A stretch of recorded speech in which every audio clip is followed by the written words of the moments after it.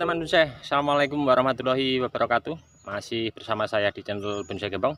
Di samping saya ada bahan bonsai waru wayang ya. Tentunya ini sebelum saya mengerjakan bahan ini sudah saya update beberapa bulan yang lalu. Dan tentunya untuk memahami karakter bahan bonsai waru wayang ini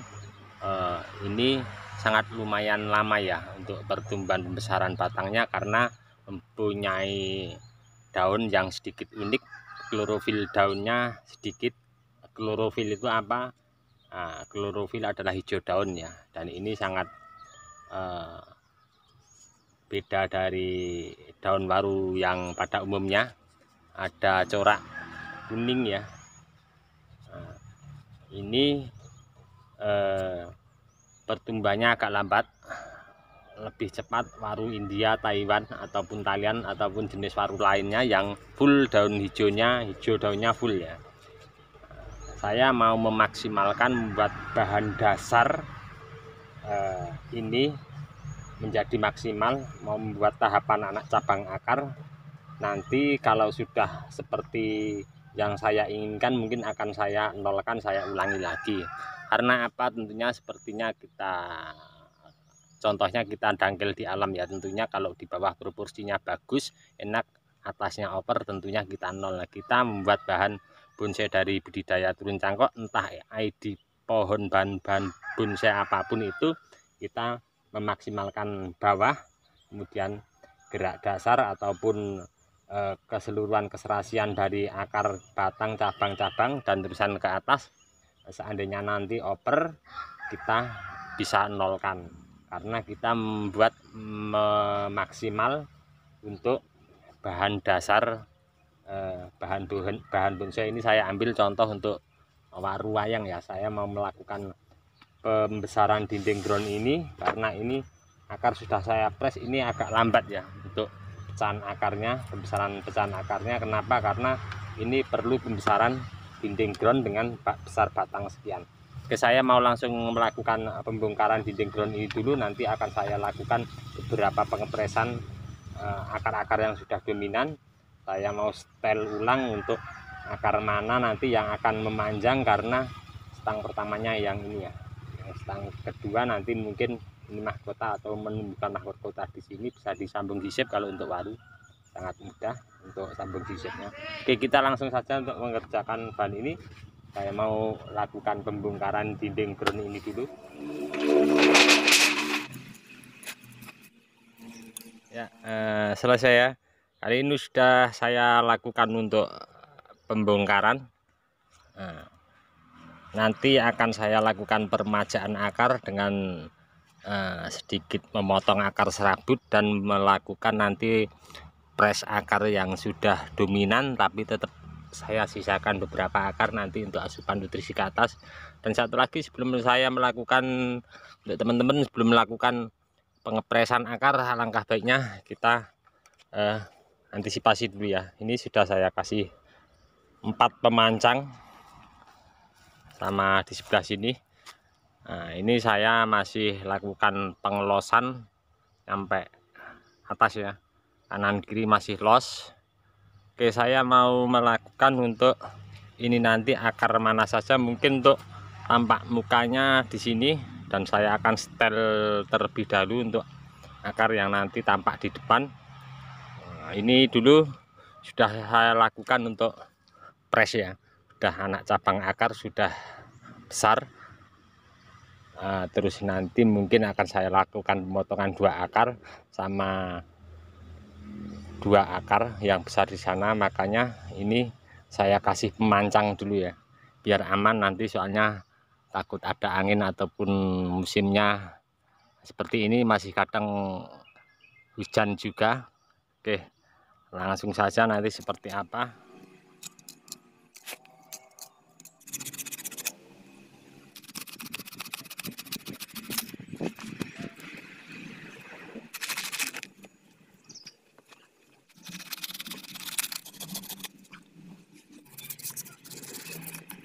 Ini selesai ya, sudah saya lakukan untuk pengepresan akar dominan. Nah, kita lihat ya, ada 1, 2, 3, 4, 5 akar yang dominan paling besar saya potong, dengan sedikit menyisakan akar yang masuk ke tanah untuk asupan nutrisi ke atas.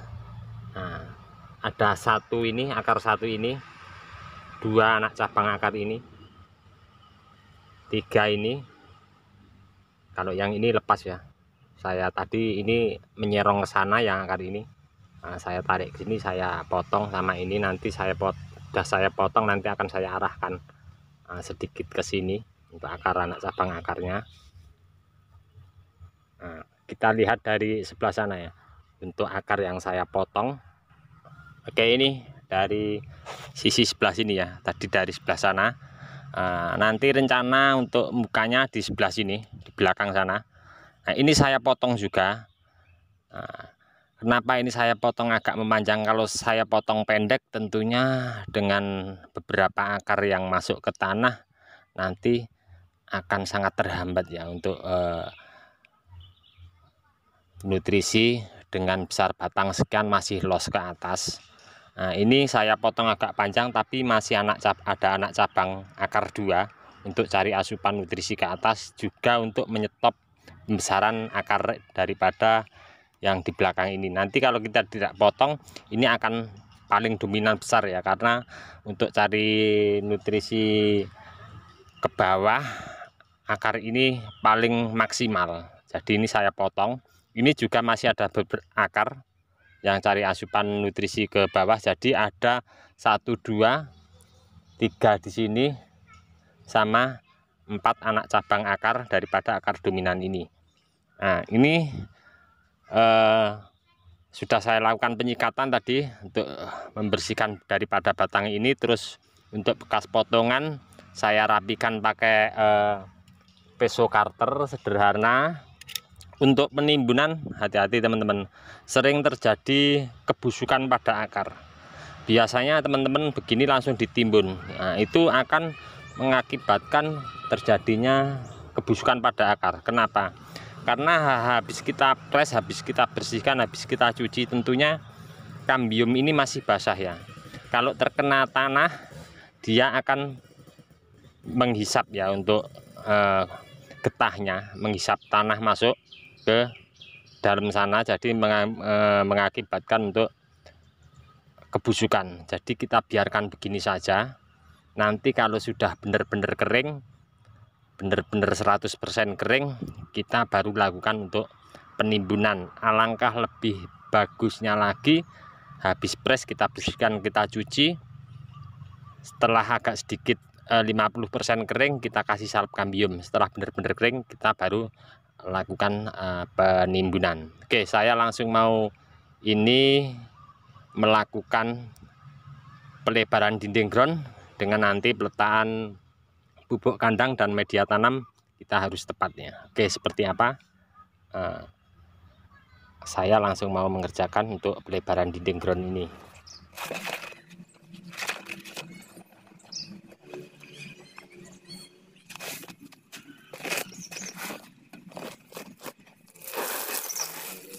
Oke, ini sudah saya lakukan 1/4 penimbunan dari tinggi dinding ground.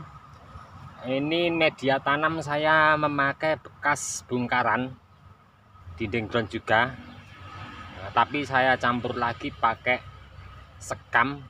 Sekamnya yang sudah saya fermentasi ya, dalam arti sekamnya baru, saya campur pakai kotoran kambing yang baru juga, atau saya campur juga dengan kotoran sapi.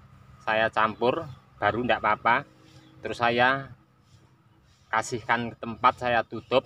Nah, setelah 3-4 bulan jadi untuk sekam yang sudah kefermentasi kecampur sama kotoran kambing dan kotoran sapi. Ini saya campur sama media tanam bekas bongkaran dinding ground. Jadi jangan sia-siakan teman-teman untuk media tanam bekas bongkaran dinding ground. Kita bisa pakai lagi, kita campur pakai pupuk kandang ataupun sekam yang sudah saya campur. Saya sudah berbagi juga untuk teman-teman tekniknya seperti apa cara membuat sekam fermentasi campur pupuk kandang, pupuk kotoran sapi sama kambing. Nah, ini setelah saya kasih media tanam, saya siram air full.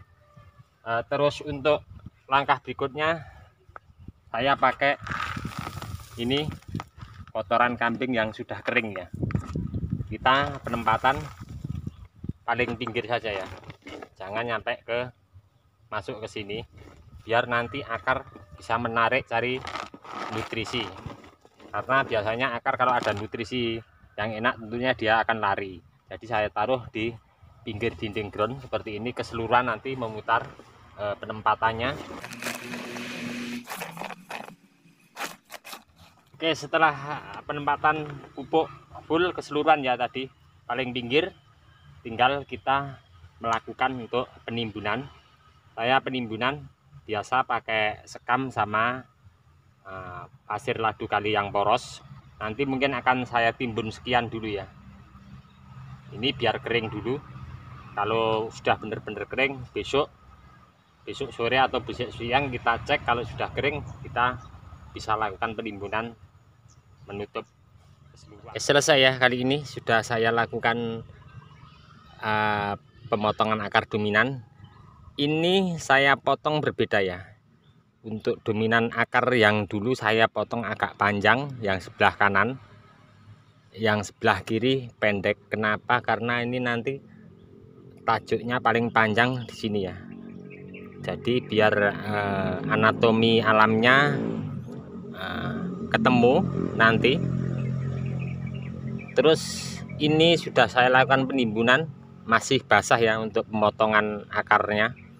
Ini mungkin besok siang kalau sudah saya cek sudah benar-benar kering, saya akan timbun pakai pasir malang. Nah, karena apa? Pasir malang tentunya porosannya dapat pertama, kedua kalau kita pakai media pasir ladu kali akan terlalu pasek ya.